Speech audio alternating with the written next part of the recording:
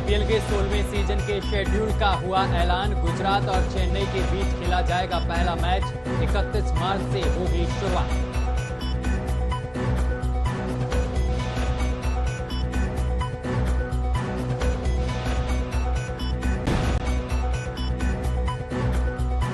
उद्धव गुट को जोर का झटका। शिंदे गुट के पास रहेगा शिवसेना का नाम और धनुष तीर का सिंबल। चुनाव आयोग ने दिया आदेश।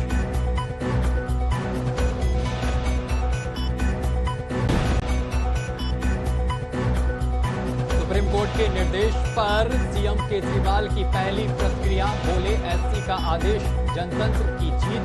2.5 महीने बाद अब दिल्ली को मेयर मिलेगा।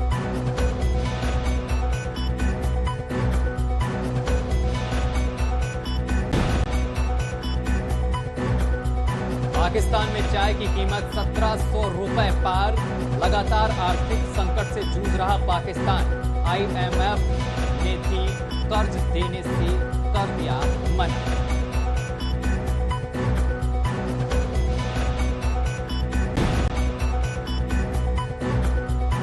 फरवरी में ही पार पहुंचा 40 डिग्री सेल्सियस।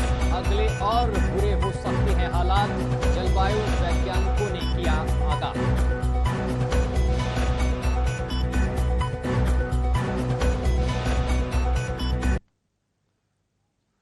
नमस्कार, आप देख रहे हैं न्यूज वॉच इंडिया और मैं हूं आपके साथ सत्यम गौर। बुलेटिन की शुरुआत करेंगे कुछ अहम खबरों के साथ।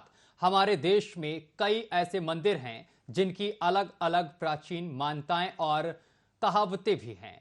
हर मंदिर का अपना ऐतिहासिक और पौराणिक महत्व है। आज हम आपको जिस मंदिर के बारे में बताने जा रहे हैं उसकी खास विशेषता यह है कि यहां पर कई सिद्ध संतों की समाधियां बनी हैं।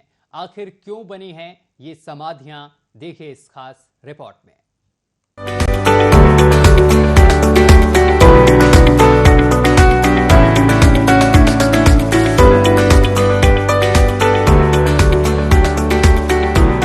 भारत देश हमेशा से ही ऋषि मुनियों की भूमि रहा है और इसी वजह से भारत में कई ऐसे मंदिर हैं जिनका संबंध युगों युगों से जुड़ा हुआ है।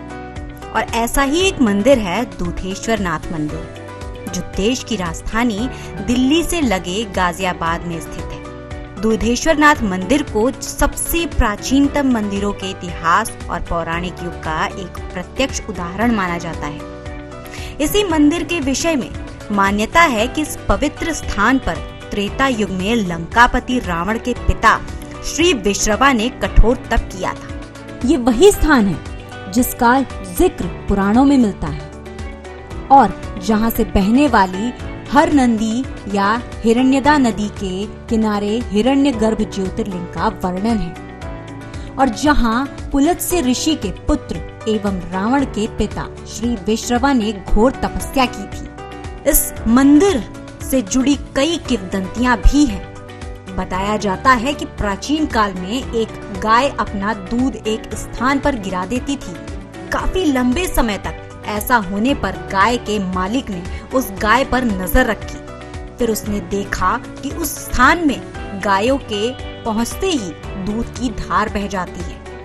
ये पूरा किस्सा ग्वाले ने गांव वालों को आकर बताया, जिसके बाद गांव के लोग उस स्थान पर पहुंचे तो वहीं दूसरी ओर कोट नामक गांव में उच्च कोटि के 10 नामी जूना अखाड़े के एक सन्यासी सिद्ध महात्मा को भगवान शिव ने स्वप्न में दर्शन दिए और उस स्थान पर पहुंचने का आदेश दिया। सुबह इधर गांव वाले पहुंचे और दूसरी तरफ से महात्मा अपने शिष्यों के साथ इस पावन स्थल पर पहुंचे। इसके बाद खुदाई शुरू की गई। खुदाई के बाद शिवलिंग नजर आया। गायों का दूध गिरने से इस जगह का नाम दूधेश्वर नाथ पड़ा और यही शिवलिंग की स्थापना की गई। पुरातन में भगवान दूधेश्वर की महिमा रही है कि ऋषि विश्वेश्वरा द्वारा, रावण के पिता ऋषि विश्वेश्वरा द्वारा ये यहाँ पे स्थापित हैं, जो स्वयंभू हैं, प्रागट्य हैं। और कभी ये टीले में था, टीले की खुदाई हुई है, उसके बाद शिवलिंग का प्रागट्य हुआ है। दूध आती थी, चरवाहे साथ में आते थे जब इस टीले पे गऊ पहुंचते थे तो उसके थन से स्वतः दूध गिर जाता था, इसलिए इनका नाम भगवान दूधेश्वर पड़ा। जो दूध से प्रसन्न होने वाले ईश्वर भगवान दूधेश्वर है। दूधेश्वर नाथ जी का ये सिद्ध पीठ मंदिर गाजियाबाद ही नहीं बल्कि देश के सबसे प्राचीन मंदिरों में से एक माना जाता है। श्री दूधेश्वर नाथ मठ मंदिर में गर्भगृह के बराबर में ही मंदिर के सिद्ध संतों की समाधियां बनी हैं। बताया जाता है कि इन सिद्ध संतों ने यहाँ जीवित समाधि ली थी। इन समाधियों की नित्य पूजा अर्चना करने से अनेकों चमत्कार होते हैं। आज भी भगवान दूधेश्वर को भोग लगाने के पश्चात बाबा इलायची गिरी जी की समाधि पर भोग लगाना अनिवार्य है। तो देखिए, जिस जगह पर मैं अभी आई हूँ महाराज जी के साथ में, इसको समाधि स्थल कहते हैं। ये यहाँ पर जितने भी अभी तक महंत रहे हैं उनकी समाधि है। जानते हैं इसके बारे में कि क्या विशेषता है। महाराज जी, जिस तरीके से समाधि स्थल के बारे में अभी आप जिक्र कर रहे थे, मैं जानना चाहूंगी कि अलग अलग समाधियां यहाँ पर है, इनकी क्या विशेषता है।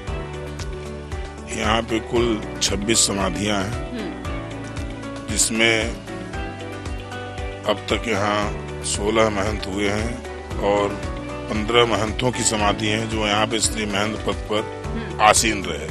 16वें महंत वर्तमान में श्री महंत नारायण गिरी जी महाराज हैं, जिनकी अध्यक्षता में सारा कार्यक्रम यहाँ संपन्न होता है।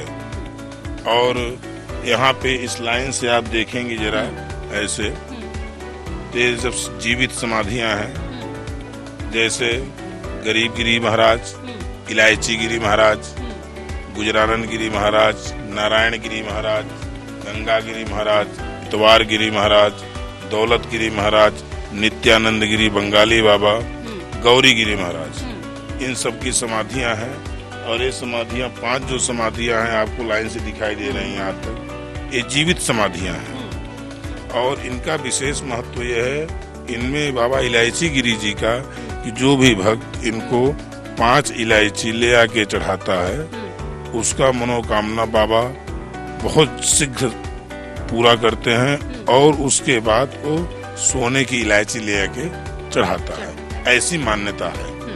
अगर महाराज जी मैं बात करूं, जिस तरीके से आप जीवित समाधि की बात कर रहे हैं, तो ये समाधि, जीवित समाधि और जो बाकी समाधि, दोनों में क्या अंतर होता है। जीवित समाधि और समाधियों में अंतर यह है कि एक समाधि होती है जब शरीर शांत हो जाता है, डेथ हो जाता है, उसके बाद समाधि दी जाती है। एक समाधि वो होती है कि वो संत कह के कहते हैं कि समाधि हमारी खो दो और हम समाधि लेने की इच्छुक हैं, तो वो जीवित ही बैठ जाते हैं उस समाधि के अंदर, तो उसको जीवित समाधि बोलते हैं। जी, यहाँ पर जितनी भी समाधियां हैं, तो क्या ये वही समाधियां हैं अभी तक जितने महंत यहाँ पर रहे हैं मंदिर में? नहीं, ये पूरी जीवित समाधियां नहीं। मैंने आपको बताया कि यहाँ पे जो 16 महंत हुए हैं, तो उसमें से 15 महंतों की समाधि यहाँ है।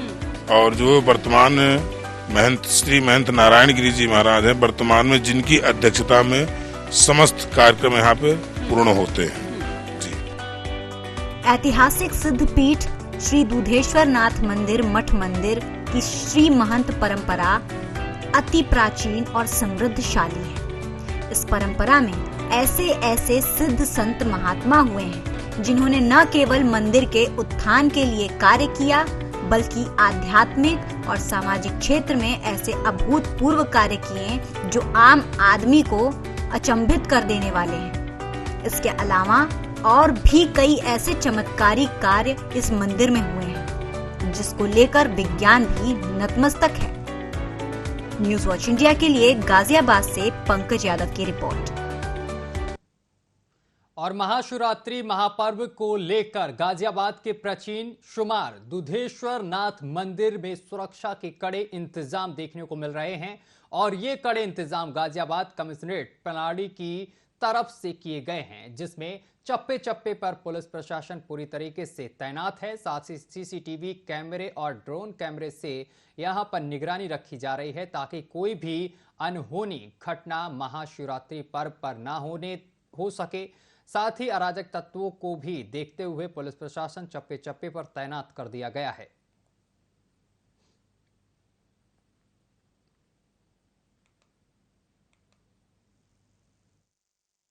देखिए, महाशिवरात्रि को देख के यहाँ पे दुधेश्वरनाथ मंदिर पर काफ़ी भीड़ रहती है। इस बार हम लोगों ने डेडिकेटेड एक कंट्रोल रूम बना रखा है जिसमें 46 से ज़्यादा कैमरे और पीए सिस्टम्स को इंस्टॉल करा गया है। इसके साथ ही हम लोगों ने लगभग 500 से ज़्यादा पुलिसकर्मियों को ड्यूटी में लगाया है और उनको ड्यूटी कार्ड वितरण करे गए हैं। इसके साथ ही 6 से ज़्यादा एसीपी अधिकारी 3 शिफ्टों में यहाँ पे डिप्लॉय करे गए हैं। साथ ही साथ क्राउड मैनेजमेंट के लिए हम लोगों ने जगह जगह बैरियर पॉइंट्स, ट्रैफिक के डाइवर्जन करे हैं। ड्रोन से चेकिंग करी जाएगी, रूफटॉप ड्यूटीज लगाई गई हैं और इसको कई जोन्स और सेक्टर्स में बांटा गया है। ट्रैफिक को एडवाइजरी जारी करी है। देखिए, ट्रैफिक एडवाइजरी एडीसीपी ट्रैफिक के स्तर पर जारी करी गई है।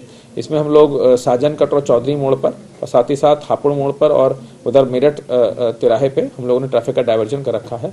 और इसके साथ ही साथ हम लोग बिल्कुल मीडिया से, अपने सोशल मीडिया के माध्यम से हम लोग पूरा संपर्क में रहेंगे। चलिए खबरों में आगे बढ़ेंगे। विश्व विख्यात कथावाचक देवकी नंदन ठाकुर जी महाराज ने छिंदवाड़ा में सनातनियों को जागरूक करने के लिए एक यात्रा निकाली। यात्रा के दौरान महाराज जी के साथ भारी भीड़ भी चल रही थी। इस दौरान यात्रा के बाद क्या कुछ महाराज जी ने कहा है इस यात्रा को लेकर, सुनिए। इस समय हमारे साथ में महाराज श्री हैं और इस यात्रा में महाराज श्री आज सनातन यात्रा छिंदवाड़ा पहुंच चुकी है, तो क्या संदेश देना चाहेंगे लोगों को? देखिए, सभी सनातनियों के लिए सनातन यात्रा बहुत महत्वपूर्ण है। आप जान रहे हैं, लोग सनातनियों को तोड़ना चाहते हैं, सनातन को नुकसान पहुंचाना चाहते हैं, सनातनियों को आपस में लड़ाना चाहते हैं। और इससे ज्यादा क्या हो सकता है? लोग रामायण पे प्रश्न चिन्ह लगा रहे हैं। इससे ज्यादा क्या होगा? लोग रामायण को जला रहे हैं, जो हमारी आत्मा है उसे जलाने का प्रयास कर रहे हैं।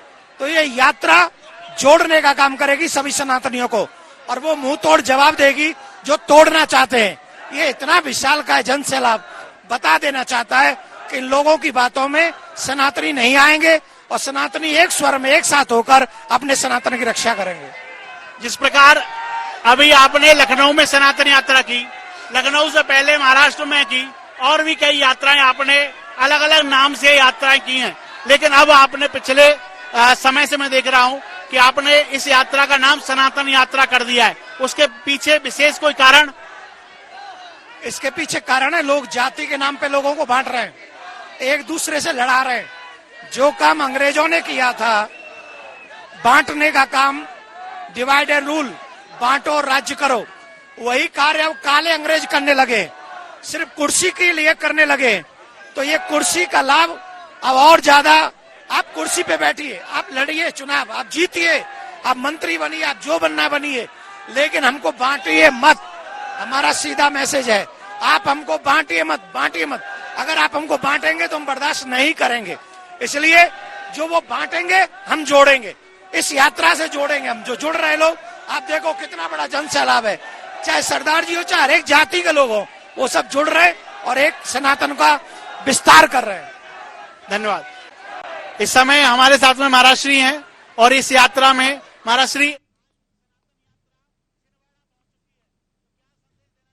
चलिए खबरों में आगे बढ़ेंगे, बात करेंगे बहराइच की। बहराइच दौरे पर पहुंचे हैं उत्तर प्रदेश सरकार के कैबिनेट और जिले के प्रभारी मंत्री संजय निषाद ने सपा से निष्कासित किए गए रोली और ऋचा के मामले पर बोलते हुए कहा है कि समाजवादी पार्टी की सोच नौजवान और महिला विरोधी है।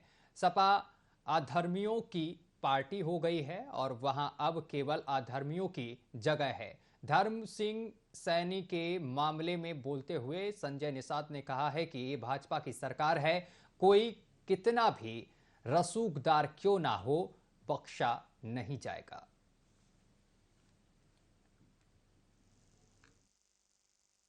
समाजवादी पार्टी की जो सोच है, राम विरोधी, महिला विरोधी, नौजवान विरोधी, बस वो सब उजागर हो रहा है। हम कह रहे हैं कि आज के दिन में जिसकी लड़ाई लड़ रहे हैं और महिलाएं उसके लिए कह रही नहीं, ये हमारे जो है समर्थन में है, हमारा धर्म, हमारा संस्कृति, हमारी सरकार।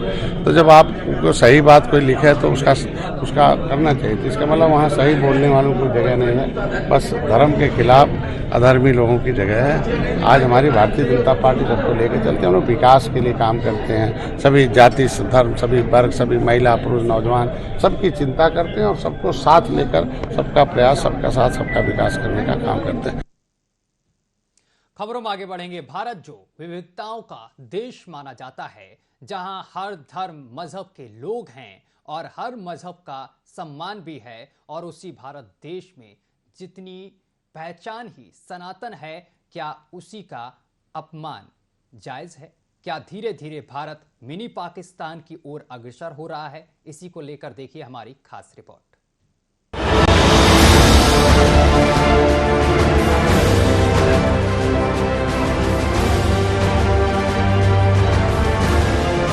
देश में रामचरितमानस का विरोध, रामचरितमानस का अपमान, स्वामी प्रसाद का सम्मान। कैसे चलेगा हिंदुस्तान? क्या आपको पता है कि उत्तर प्रदेश में कितनी जनसंख्या है? उत्तर प्रदेश देश में आबादी के मामले में किस स्थान पर है? उत्तर प्रदेश में किस धर्म के कितने लोग हैं? अगर उत्तर प्रदेश भारत से अलग हो गया तो क्या होगा? आपको बता दें कि उत्तर प्रदेश देश का सबसे ज्यादा आबादी वाला राज्य है, क्योंकि आबादी के मामले में पहले स्थान पर उत्तर प्रदेश है, जिसकी जनसंख्या 25 करोड़ है, जहां हिंदुओं की संख्या इस वक्त सबसे ज्यादा है। या अगर ये कहें कि उत्तर प्रदेश हिंदू बाहुल्य राज्य है तो गलत नहीं होगा। आप सोच रहे होंगे कि आज हम ये बात क्यों कह रहे हैं, तो हम पहले आपको उस घटना की एक झलक दिखाते हैं जो शायद आपको आने वाले भविष्य का आईना दिखा सके। अपमानित करने वाले रामचरितमानस की चौपाइयों के उन हिस्सों को आप प्रबंधित नहीं करते, संशोधित नहीं कराते, तो जब भी समाजवादी पार्टी की सरकार आएगी, मैं इस पर जरूर प्रतिबंध लगवाने का काम करूंगा। तो सुना आपने कि एक व्यक्ति जो खुद हिंदू है और हिंदू धर्म पर सवाल उठा रहा है, और वो भी मुस्लिम तुष्टीकरण के लिए। इसका इनाम उसे मिला है समाजवादी पार्टी का नया महासचिव बनकर। ये बात कई लोगों को पता जरूर होगी, और कब बने, कैसे बने, इसके बारे में लोगों को पता जरूर होगा। बस इन्होंने पहले बसपा का दामन छोड़ बीजेपी में शामिल हुए, और बीजेपी छोड़कर सपा का दामन थामा, और बाद में ब्राह्मण आ गए इनके निशाने पर। स्वामी प्रसाद मौर्य ने कहा कि रामचरितमानस दलित और नारी विरोधी है। उसके बाद इनके समर्थन में सपा नेता ब्रजेश प्रजापति ने इनका समर्थन किया, और सपा प्रमुख अखिलेश यादव ने पहले तो इसे इनका निजी विचार बताया, फिर देखते ही देखते उन्हें पार्टी के राष्ट्रीय महासचिव की गद्दी दे दी। वहीं से लेकर पार्टी के अंदर इसके विरोध करने का खामियाजा समाजवादी पार्टी की 2 महिला पूर्व प्रवक्ता को भुगतना पड़ा। गलती ये थी कि उन्होंने समाजवादी पार्टी में रहते हुए इसकी आलोचना की। देखिए, इसका जवाब तो मुझे लगता है कि जो है समाजवादी पार्टी के राष्ट्रीय अध्यक्ष जी से मांगा जाना चाहिए, लेकिन मेरी जहां तक समझ ये कहती है कि लोकतंत्र में आप जनता के बीच में जब चुनाव के दौरान जाते हैं तो आपको हर तबके का वोट चाहिए होता है, और किसी भी राजनीतिक दल की सबसे बड़ी सफलता यही होती है कि वो प्रत्येक वर्ग के लिए संघर्ष करने में और प्रत्येक वर्ग को बिना किसी भेदभाव को के जोड़ने में अगर सफल हो पाती है तो वो कहीं ना कहीं जनता की पहली प्रायोरिटी बन जाती है। लेकिन अगर ऐसे में कोई भी पार्टी अगर ये कहे कि मुझे विशेष जाति वर्ग का वोट नहीं चाहिए या मुझे विशेष जाति वर्ग का समर्थन नहीं चाहिए, तो इसका मतलब है कि वो देश की लोकतांत्रिक आत्मा को मार देना चाहते हैं, जो किसी के साथ किसी तरीके का भेदभाव नहीं करती है। उस राज्य में, उस देश में जो सनातन धर्म और सनातन संस्कृति का प्रमाण है, वहाँ रामचरितमानस का विरोध होना मतलब सनातन धर्म के विरोध होने के बराबर है। और अगर किसी ने रामचरितमानस का सम्मान और स्वामी प्रसाद मौर्य का अपमान किया तो उसे पार्टी बाहर का रास्ता दिखा देगी। सबसे बड़ी बात जो अविश्वसनीय लग रही है वो ये कि भारत जो हिंदू बाहुल्य राज्य है, वहाँ रामचरितमानस का अपमान करना, उसे जला देना आम बात है। और अगर गलती से आपने किसी और धर्म या संप्रदाय पर उंगली उठा दी तो फिर तो आप घर से बाहर निकलने का सपना देखना ही भूल जाइएगा। जब नुपुर शर्मा ने टीवी चैनल पर एक बयान दिया तो अपने देश के साथ साथ विदेशों से भी उनके लिए धमकियां आना शुरू हो गई, और सार्वजनिक रूप से माफी मांगने के बाद भी उनके समर्थन में खड़े होने वालों का गला काट दिया गया। लेकिन बात जब सनातन धर्म की आई तो छा गया मौन, और गहरा सन्नाटा। विरोध करने वालों पर सरकार की तरफ से कोई एक्शन नहीं। क्यों? जो हिंदू संविधान पर विश्वास करके बस इंतजार कर रहे हैं कि सरकार कानूनी एक्शन लेगी। क्या वो इंतजार अब इंतजार ही रहेगा? क्या कानून के हाथ और संविधान की बात अब झूठी लग रही है? क्या राम राज्य में राम पर सवाल उठाना अब आम हो गया है? जो सुप्रीम कोर्ट पैगंबर पर नुपुर की टिप्पणी को गलत बताकर ये कहता है कि तुम्हारी वजह से देश में बवाल हुआ है और इसकी जिम्मेदार तुम हो, तो वही सुप्रीम कोर्ट आज हिंदू धर्म के अपमान पर आंखें मूंदे बैठा है। ऐसे ही कई सवाल हैं जो अब सिर्फ सवाल बनकर रह गए हैं।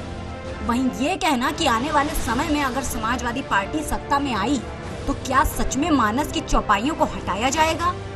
क्या हिंदू धर्म का ऐसा ही अपमान होता रहेगा? क्या रामायण महाभारत का अपमान होता रहेगा? वो भी सिर्फ इसलिए कि राजनीति में सत्ता पाने के लिए अपने ही हिंदू भाइयों में जातिवादी का जहर घोलकर नफरत पैदा कर उन्हें बांटा जा रहा है। क्या हिंदू की सहिष्णुता का फायदा तो नहीं उठाया जा रहा? अगर हिंदू प्रतिरोध नहीं करेगा तो कहीं इन राजनीतिक गिद्धों की वजह से कहीं उत्तर प्रदेश सच में मिनी पाकिस्तान न बन जाए। न्यूज वॉच इंडिया के लिए ब्यूरो रिपोर्ट के साथ पूजा उपाध्याय। चलिए खबरों में आगे बढ़ेंगे। उद्धव गुट को बड़ा झटका लगा है। बता दें कि चुनाव आयोग ने शुक्रवार को आदेश दिया कि पार्टी का नाम शिवसेना और पार्टी का प्रतीक यानी कि धनुष और तीर एकनाथ शिंदे गुट के पास ही रहेगा। आयोग के बयान में कहा गया है कि चुनाव आयोग ने देखा है कि शिवसेना का वर्तमान संविधान अलोकतांत्रिक है और बिना किसी चुनाव के पदाधिकारियों के रूप में एक मंडली के लोगों को अलोकतांत्रिक रूप से नियुक्त करने के लिए इसे विकृत कर दिया गया है। इस तरह की पार्टी संरचना विश्वास को प्रेरित करने में विफल रहती है।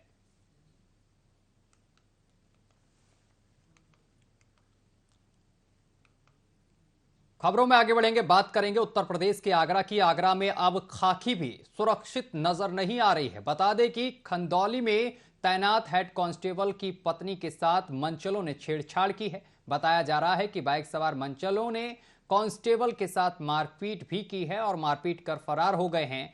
मारपीट में सिपाही बुरी तरीके से घायल हो गया है। इसके बाद सिपाही ने थाना एतमादोला में मनचलों के खिलाफ तहरीर दर्ज कराई है। कांस्टेबल अपनी पत्नी के साथ बाजार से घर वापस लौट रहा था, तभी मनचलों ने घटना को अंजाम दिया।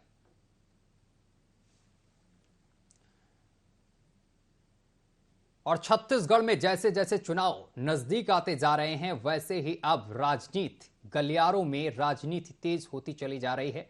पक्ष विपक्ष के आरोप प्रत्यारोप जारी हैं। वहीं दूसरी ओर चंद्रपुर विधानसभा क्षेत्र में बीजेपी नेता संयोगिता सिंह भाजपा में प्रवेश करने के लिए गांव-गांव जाकर जनसंपर्क अभियान चला रही हैं। वहीं किरकार में सरपंच प्रतिनिधि और उप सरपंच ने जैसे ही पहुंचे, जिसके बाद से ही चंद्रपुर विधानसभा क्षेत्र में जुबानी जंग छिड़ गई।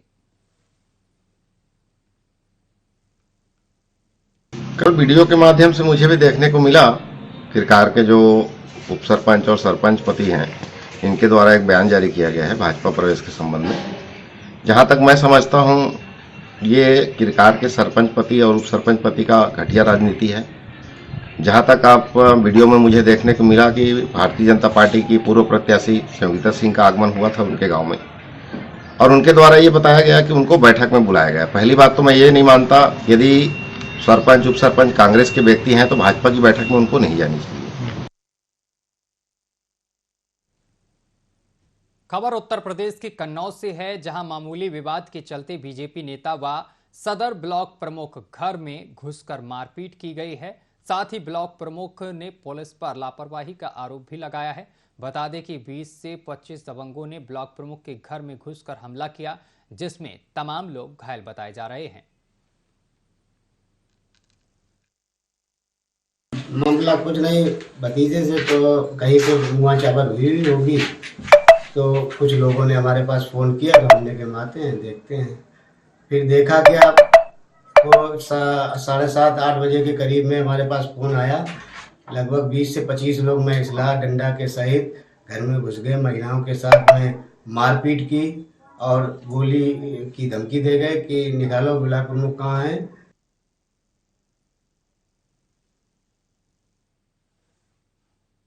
और चलिए इसी के साथ बुलेटिन में अभी के लिए बस इतना ही। देश दुनिया की तमाम खबरें देखने के लिए देखते रहिए आपका अपना चैनल न्यूज़ वॉच इंडिया।